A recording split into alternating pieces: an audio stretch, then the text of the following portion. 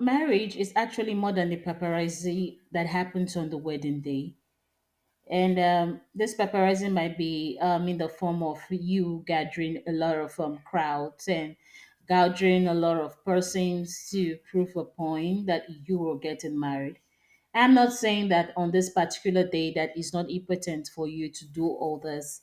In some cultures, it's very, very important, and in some, it doesn't really count.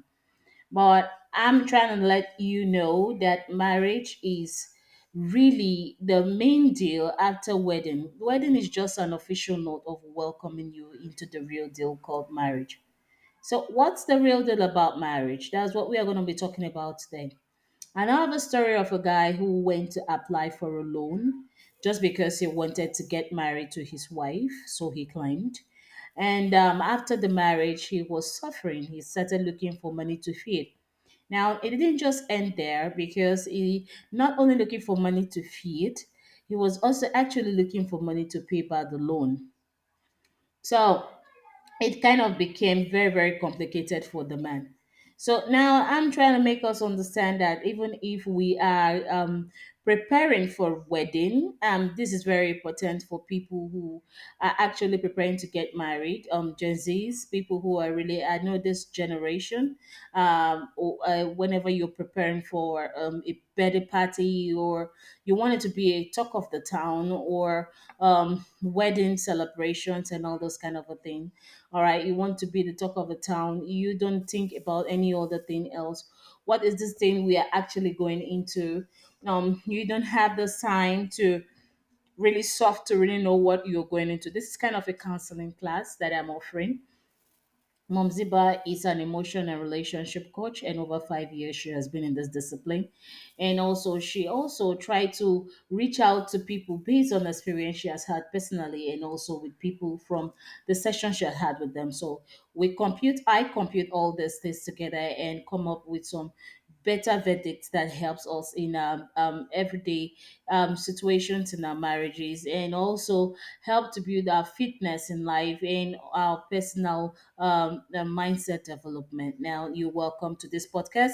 In case this is your first time of tuning in, I'm welcoming you and I advise that you click on the notification button to get new updates on this episode on this podcast. And also, you should click on the follow button to become a sharp follower. Thank you.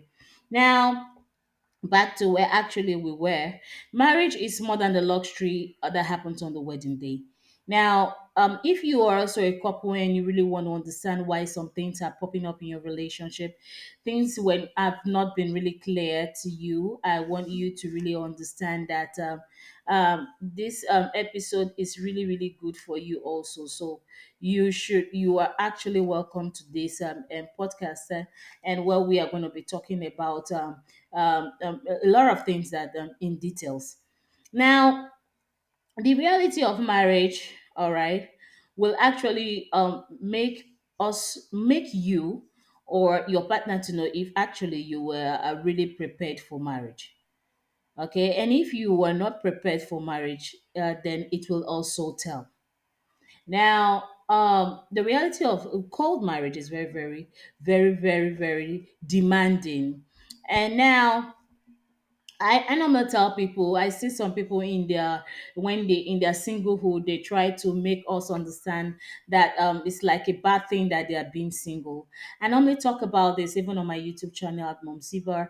I normally talk about this that singlehood is a window for you to prepare yourself for the next phase called marriage, and you need all the preparation you need to prepare, like building of your values, building of yourself, trying to understand who the things that marriage really entails, and try to understand if you will be capable to manage them. So I talk about this. All right, now there are a lot of things that you're going to be seeing in your marriage as you progress in it. And the first thing that normally happen in marriage is the test of your love. I put this as trials of love. Now, examples of things that can really try your love is number one, childlessness. Number two, could be infidelity. It could be abuse. It could be rejection from in-laws, it could be rejections from friends, it could be rejections, sudden rejection from spouse, kind of like that. Emotional torment, sometimes you want to be engaged emotionally and you're not getting the adequacy from it, and you can really feel so down through then. And financial challenge and a lot more, depending on the stage it comes for you, depending on the time it comes from you, it is very, very diverse. Now, when all this starts to come up and you were not strong enough, you may want an opting out. You may want to opt out of the relationship. That is where some people might start to categorize and start to term their once beautiful wedding that they had. Like, I regretted wedding on this day with this person. Now, a lot of things can really actually happen in the marriage. It can really test your love in your marriage. So, an example of this is you may find women or men or guys or girls, whichever gender it could be, who fits 30%, okay, where your partner doesn't really fit. And it could really put you off balance and you can start to feel as though you made a mistake. I've had some counseling sections when people ask me, Mom Ziba, um, I don't know if actually it was a mistake or intentional. I just felt that I'm just trying to feel that getting married to my husband was a mistake. And this was the same person who told me that her husband, then when they were dating, were everything to her. So, but when they got wedded, she started telling me that she had some other guy outside who really had time for her, who really had time to listen to her. Her husband barely had that time for her. He gives her money, he gives her everything she wants, and form of provision, but in the time of attention, he hardly has time for her. And he keeps on saying, I'm busy and all those kind of stuff. So I understand very well that women understand attention basically in their language of love. And if a man is not giving them the adequate attention, they may feel that he's giving it somewhere else or is no longer interested in them, kind of. And a woman can do anything for a man who gives her attention. She can be so loyal to that man. And this is where the opportunity and the window of infidelity happening at its full state can really, really occur. That's why I hear people, especially the Gen Zs these days, they talk about besties in marriage. It's not really, really a sin for you to have a friend, but actually I'm talking about it as an emotion coach. I'm trying to make you understand that um the fact remains that you as a married man or you as a married woman having a guy or a female outside, your secretary or a secretarian or whatever it is, your PA as your bestie, your friend, doesn't really work in marriages. You can really trust yourself, but you cannot trust situations that can prompt you someday into infidelity. So abstinence most time is much more better than going into it at all. So when you are married, you remember that you are married, you stay pure in your marriage, you know that you are in that status. All right. So having besties can actually, where you have to confine in that bestie more than your wife, you go outside, you discuss with your secretary, you discuss with some other women outside who are not your wife or your parent in-laws or all those kind of stuff, some sensitive issues about your marriage, and before you know, that person start to play god and make it look as if you stepped into the wrong shoes and all this kind of thing. Before you know what is happening, the soft spot is being activated, and this is what actually prompts infidelity. And you hear people saying it was a mistake, it was not supposed to happen, it was not intentional. Now, as an emotion coach, I'll be telling you that emotions happen, and it happens suddenly. It does not, it happens suddenly. That is why most times you see some people, they just say, I don't know what happened, I was already down and I cheated on my spouse. It happened suddenly. But there are some things that really brutes emotions most times. And most times when you are talking some sensitive issues and your vulnerability is being reflected, it can lead to infidelity. So it's a no for you to say. I hear people argue it that you can be married and have this. I think this is for another class. Let's not deviate, but just a part of it we just discussed now. Now, let me be real with you. Trials of love is actually the first challenge that resonates the big deal in marriage. Here, your maturity, trust, your faith, your wedding oaths are being proven. Yes, for better, for worse, that do your part in sickness and in health and all those kind of a thing. Sometimes sickness may happen. That is why on the day when I was getting wedded to my, before the day I was to really give my husband a total yes, my dad had to call me and ask me that I should go and think about it if actually I want to marry this man and stay with him for the rest of my life.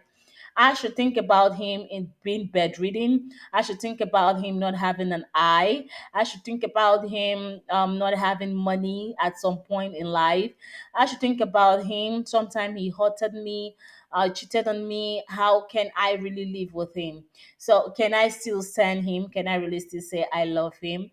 And all those kind of stuff. And I went to the room that very night and I had to think about it over and over in different circumstances and phases before I came out to genuinely say, yes, actually, I love this man. This is what this is what I'm trying to promote here. Yeah, there are a lot of things that's going to test your love in your marriage. And that doesn't mean that that marriage was not supposed to be. And that doesn't mean that you married the wrong person. And I know in marriage it could happen that the friend you're keeping outside could fit into the 30% that your partner is not, and you start to think that he was a mistake or she was a mistake. She's not the mistake. These are things that are bound to happen in a relationship. These many people will not tell you, but according to experience, I'm bringing this up to you for you to learn. Now the second point is this: cultural and religious significance. Now, marriage is not just about the boyfriend and girlfriend thing. In African settings, most time marriage goes beyond um, drinking of drinks and dancing to the rhythm of music. It goes into the sealing of oath spiritually.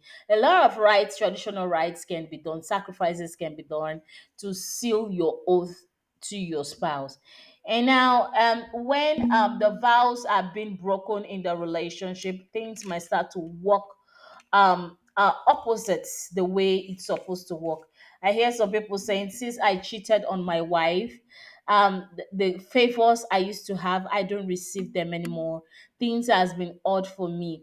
And sometimes because the wife was faithful in the relationship, it could happen that before you know what is happening, the wife now become the financial pillar of the family.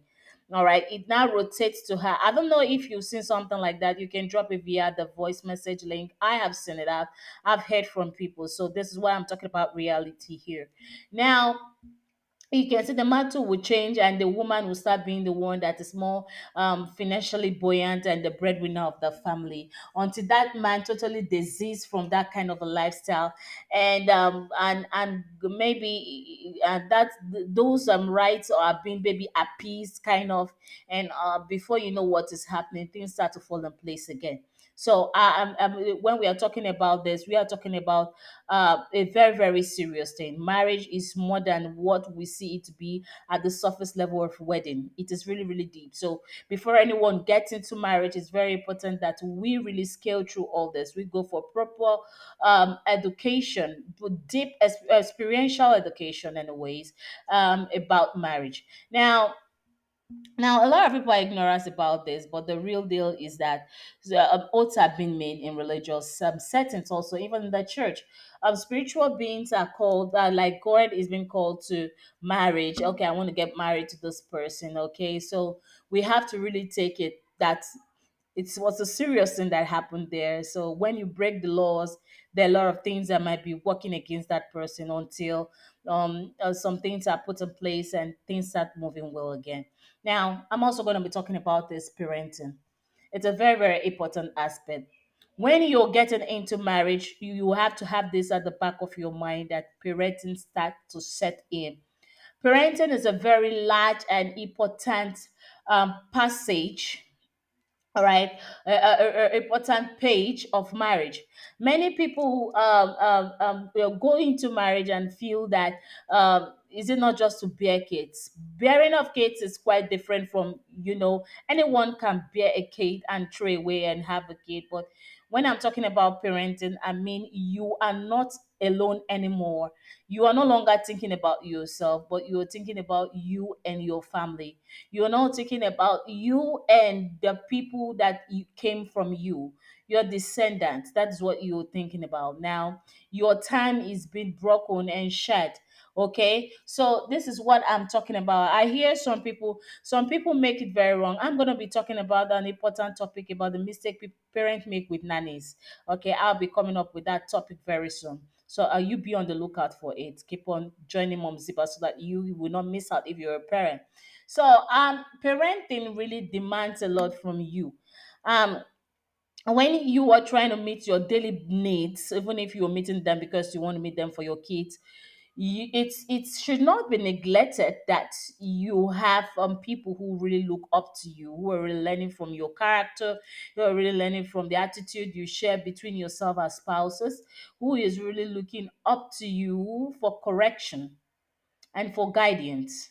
All right. So this is also a very, very important deal you have to really look into and get prepared before getting into marriage. Or if you're already in marriage and this is lacking, you really have to go back and check it out because as parents, we are custodians to our children.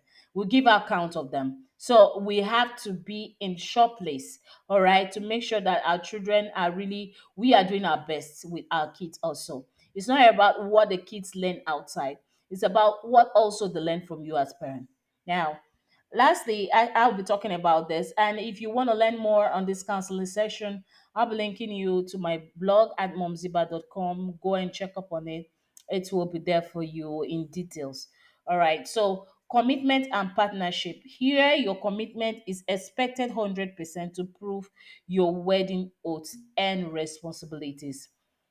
You now act as partners and not singles anymore. I talked about the difference between singles and relation and being in a relationship, how to be single and how to be in a relationship. You search for it and you're gonna find it either on the blog or here on the podcast. Now, you're not gonna be thinking as how you used to think when you were single, but you are gonna know that you are obligated to share what you want to do, your decision with your partner, at least about 70% of your decisions, if not 100%, with your partner. You're going to learn how to be a team instead of being a captain alone, instead of being a competitor. All right. So, this is what people don't know. That is why you hear people. I don't know if you've listened to people, and when they want to make decisions, they say, I have to discuss with my wife.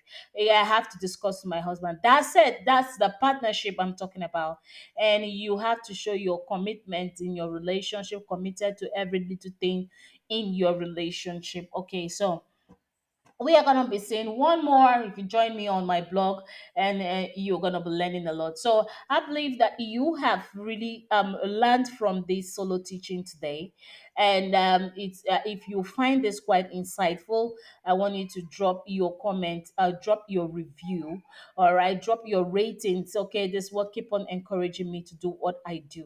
All right, and if you have any other issues in your marriage, you have any other things you feel you need counseling for, some people meet me on my DM, they DM me personally and ask for some advice, and they do that on Facebook. So if you also want to book a one-on-one counseling sessions with me, you can do that. The booking on momziba.com. All right, there's a booking session there where you can book for any counseling session. All right, and if you want us to talk more, you want something you want to ask, you can also drop it via voice message, and I can be very, very obliged to respond to you ASAP. So thank you so much for joining me till next time. Bye now.